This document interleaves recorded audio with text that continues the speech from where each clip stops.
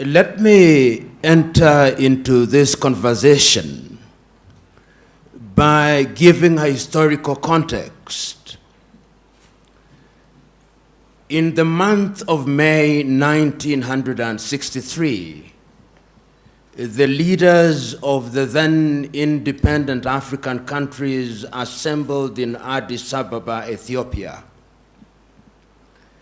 And many speeches were delivered, and the thrust of all the speeches was that African countries, having regained their independence, their primary focus and objective was to ensure that they exercised their regained mandate for the benefit of the people, to ensure that the people were liberated from ignorance, disease, and poverty. On the 24th day of May, perhaps the most powerful speech ever made by an African leader was delivered by Ghana's Kwame Nkrumah. And he reminded the leaders who were present on that day about a number of things. One, he told them that not to delude themselves, that by regaining their independence, the erstwhile colonizer would recoil and remain inactive. That in fact, the erstwhile colonial master was going to be more pernicious, but in a very subtle way. Kwame Nkrumah was right. He reminded his audience that going forward it was necessary and indeed urgent that Africans should begin to think as one whole, because if they remained in disunity, they would remain weak and vulnerable and therefore susceptible to manipulation. Kwame Nkrumah was right.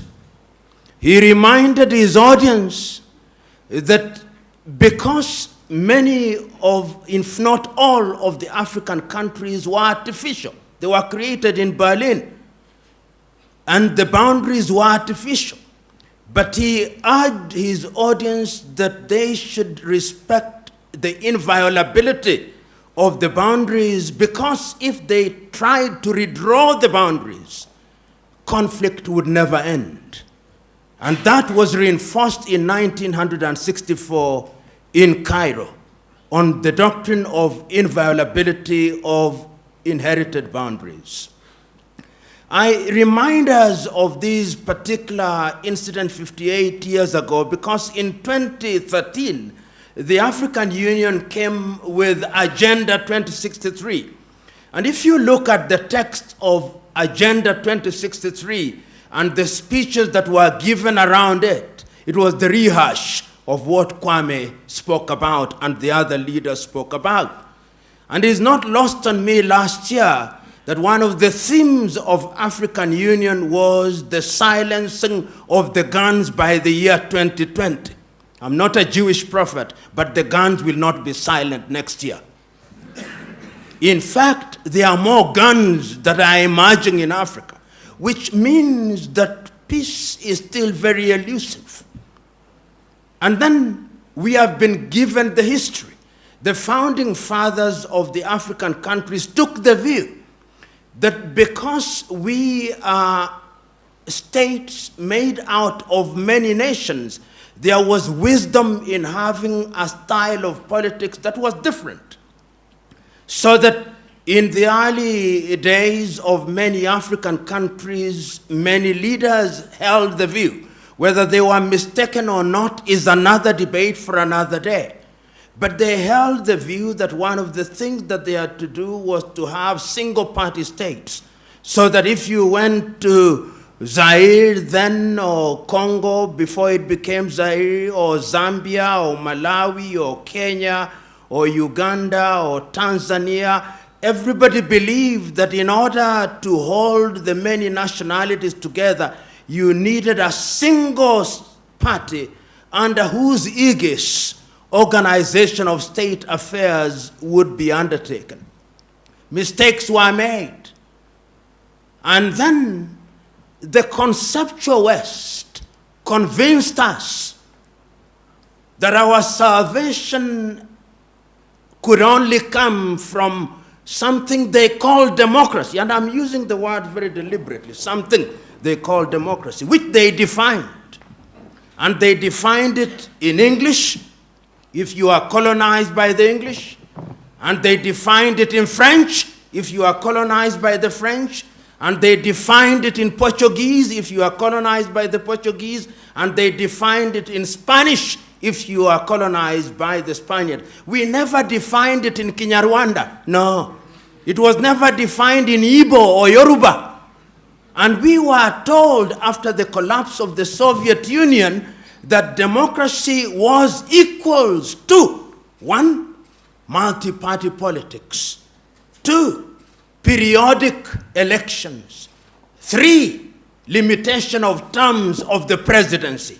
That is how the conceptual West defined it for us.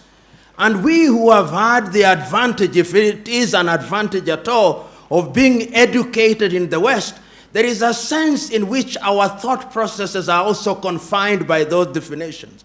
However much we want to free ourselves, we find our default mode being how we were trained.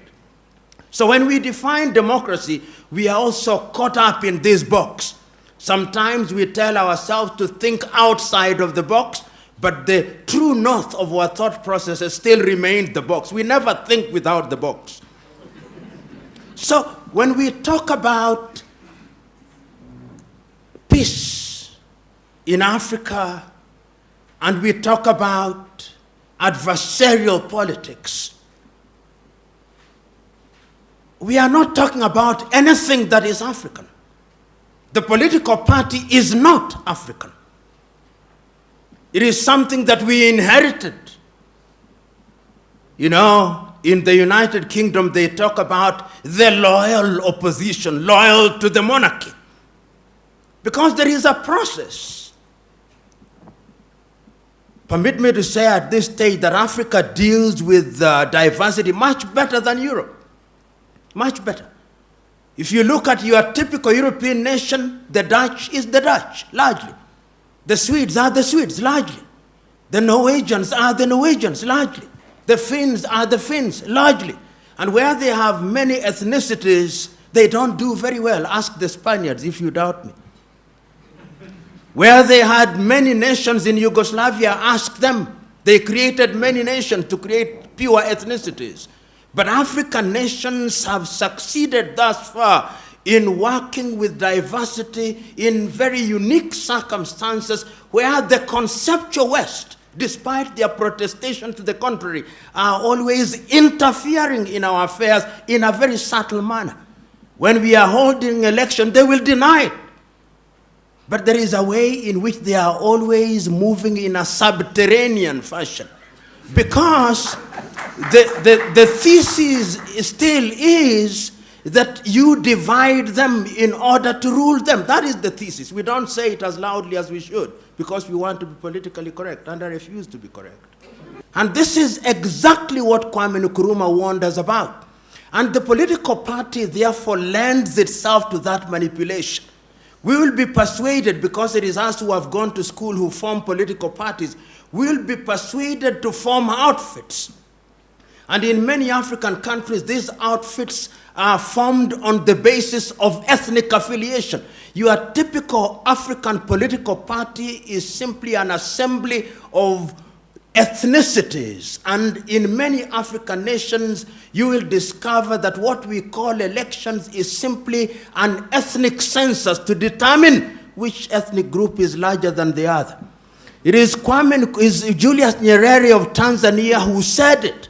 He said that the tragedy of Africa is not what the song is, not the song that is being sung, but who the singer is. And what he meant was very clear, that you may have an agenda that is good for your nation, but if you do not come from a particular ethnic group, those who will follow you will not be from your ethnic group. You may sing the best song, but when you look back, you'll discover that it's only people from your ethnic group who are following you.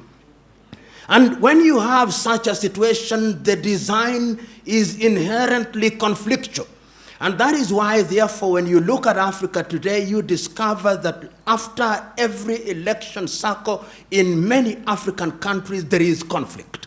Because you go into the election, or the political parties go into an electoral process on the basis that we must win, and if we don't win, the elections have been rigged. In other words, we place so much premium on the presidency, and you'll see in many African countries, entry into government is like winning a lottery. It is winning a lottery because it gives you access to resources. And therefore, people claim the president. If you are in a country, say, and one of your own means a son, they are normally sons.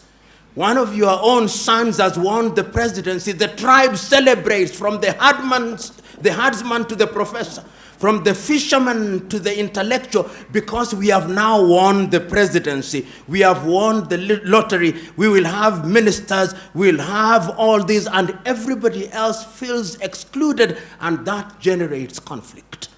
And we have seen it, whether if we don't see it in Gabon, we see it in Guinea-Bissau. If we don't see it in Guinea-Bissau, we see it in Kenya. If we don't see it in Kenya, we see it in South Sudan.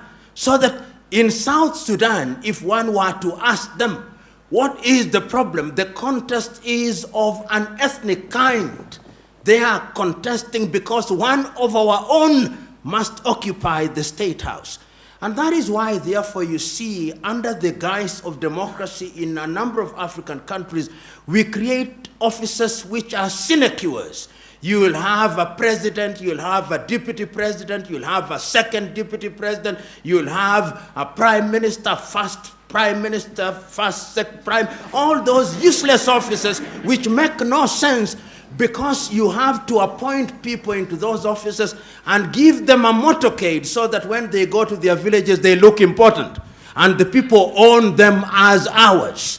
People want to be included. In such a scenario, my verdict is, number one, Africa's long-term salvation demands that we avoid adversarial politics. Africa's salvation demands that we define for ourselves what democracy means. And you said it very correctly, Professor, and the good friend from the United Kingdom, very correctly. What people want is to participate. What people want is to have a government that is accountable. Many people in many African countries simply want food on the table. Many people in many African countries simply want to have access to health care. Many people simply want good education. Young men and women in Africa simply want opportunities for innovation and invention. And they want a government that creates an environment where that can be achieved. And therefore, in my view, I think that time has come that Africa must define herself. One of the problems that we have in Africa is that we do not define ourselves. And permit me to annoy you. In many African nations today, after every election, whether we like it or not, we have observers. And when the elections are being held, observers may come from Nigeria, from Kenya, from Uganda, but people are waiting. What did the European Union say? You know, this belief by us that the Europeans have a divine duty to tell us what to do, and we have a divine duty to accept to do what they say, is one of the problems that we have. And until the day that we liberate ourselves to decolonize our minds, in a manner of speaking, we are going to embrace the kind of politics that will only perpetuate conflict. Right now, as I move towards my conclusion, I simply want you to look at the map of Africa. And look at the map of Africa against the declaration that the guns might be silenced by 2020. And simply tell me, is there peace and calm in Niger? Is there peace and calm in Burkina Faso? Do you have peace and calm in Mali? Is it peaceful in Mauritania? Is it peaceful in Benin? Is it peaceful in Gabon? Is it peaceful in Cameroon? Is it peaceful in South Sudan? Is it peaceful in the Democratic Republic of Congo? Is it peaceful in Somalia? You look at the map of Africa and you look at that, and you are being told through declarations that we are going to silence the guns in 2020. It's as if you are being told to go to Kigali, and meanwhile, you have engaged a gear taking you to the Democratic Republic of Congo's border, and you are on jet-like speed. This is why I think that it is incumbent upon us to remember one thing, that peace is not merely the absence of war. It is much deeper than that. That development is not building of skyscrapers in African cities, no. And that therefore, if we want to sustain peace and development, what we must look at are the human indices. I think the Bhutanese have got it right. What they call the gross national happiness index. These things that Europe tells us many useful things, but there are certainly useless things that they tell us. One of them is the thing called per capita income. That they take all the wealth, half of which is owned by 2 people, and then they divide it and say the per capita income is $800. And meanwhile, all other people are suffering.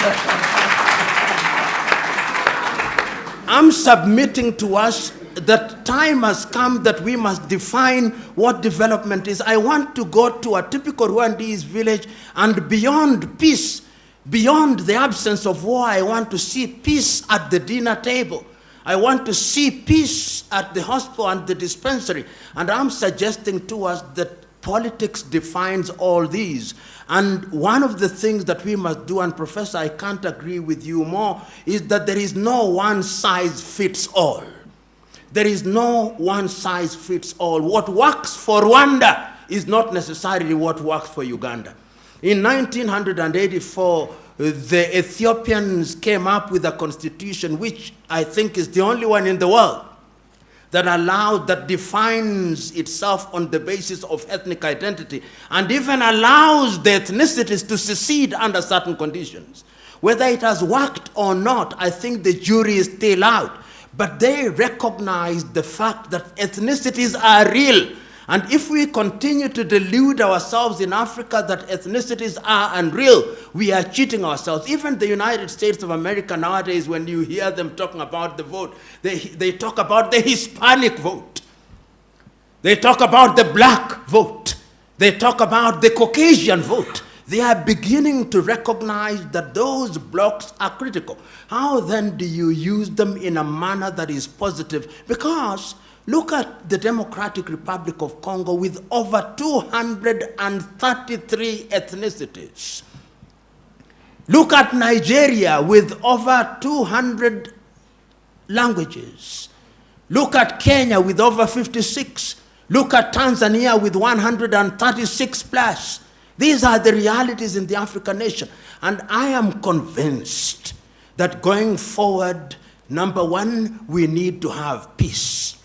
But we will not have peace by declaring that peace will come and reign. We must do things that move us in the direction of attaining peace.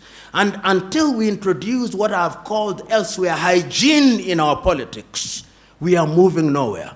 And part of the introduction of hygiene is to recognize the environment and the context in which we operate. One of the areas in which we must move is to recognize that going forward, we are different nations in single states trying to create mega nations. And unless we have inclusivity so that people feel they belong. And I want to give this example. In Kenya, it happens, and I believe in other countries.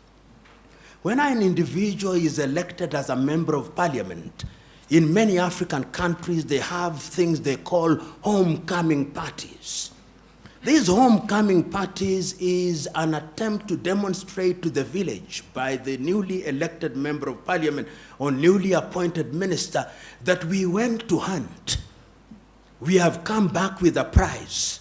That prize is membership in parliament or a ministerial post. Let us eat and celebrate. So that when you want to punish that individual, you are not punishing the holder of the office, but you are punishing the whole village. People own these positions. And I'm suggesting to us that politics must be of such a nature that allows ethnicities and groups to negotiate. I do not as yet have an answer, which I think I can pin on the ground, but I have the following things: that it cannot be uniform, that it must be specific to the circumstances of each country, that it is us who must define it, and that we must have a vocabulary for it, and that we must warn ourselves that the erstwhile colonial master is alive and well, subterranean and pernicious to the core. Don't delude yourselves. And remember that sometimes the disunity of Africa is big business. And if we forget that, we will once again be manipulated. Lastly, I saw the African National Congress winning an election in South Africa last week. Not that it's a bad thing, but somebody sent me a clip that was very telling. It was a clip where all the celebrants were Chinese, and they were celebrating, "Hail African National Congress," Chinese in Johannesburg.